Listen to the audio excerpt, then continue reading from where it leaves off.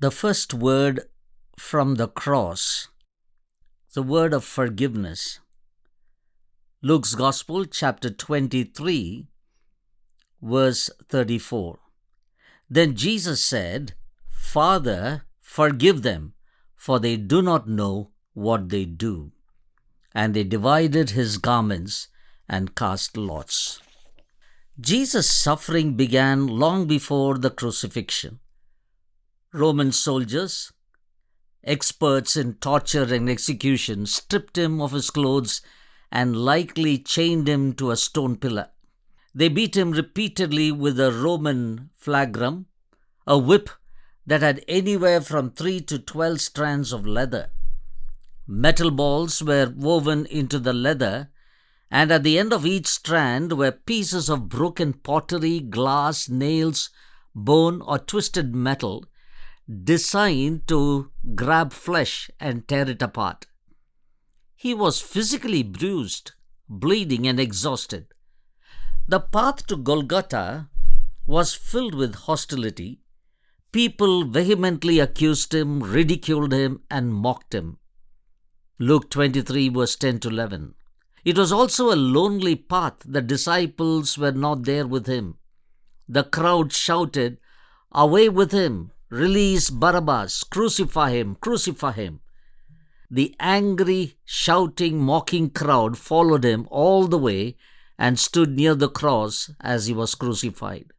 Yet the Lord did not retaliate. He went all the way to the cross because of his love for you and me. Jesus had the power to destroy them. He had the power to retaliate against their unjust treatment. He had the power to silence them instantly. But he did not. Instead, his response was, "Father, forgive them, for they do not know what they are doing." In that moment, Jesus displayed a far greater power, the power to forgive. Jesus was not forced to forgive. No one asked him to forgive. Forgiveness was his very nature, even in the midst of unbearable pain. He was willing to forgive all. When people who matter to us hurt us, we sometimes find it difficult to forgive. Often we want them to come and beg for forgiveness. We want an apology first. But Jesus did not wait for that. Forgiveness is not based on whether the other person deserves it. It is based on the command of Jesus to forgive as the Lord forgave you. Colossians chapter 3 verse 13, Ephesians chapter 4 verse 32. It is an unconditional mandate regardless of the severity of the offense. Let us pause and reflect on these words. Father, forgive them. The people never asked for forgiveness, yet Jesus took the initiative. It was selfless. Even though the wounds were fresh, he forgave. It was spontaneous. Jesus did not forgive out of pressure or obligation. Forgiveness was simply his way of life.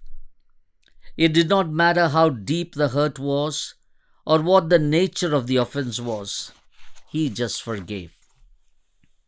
The scope of his forgiveness was unlimited.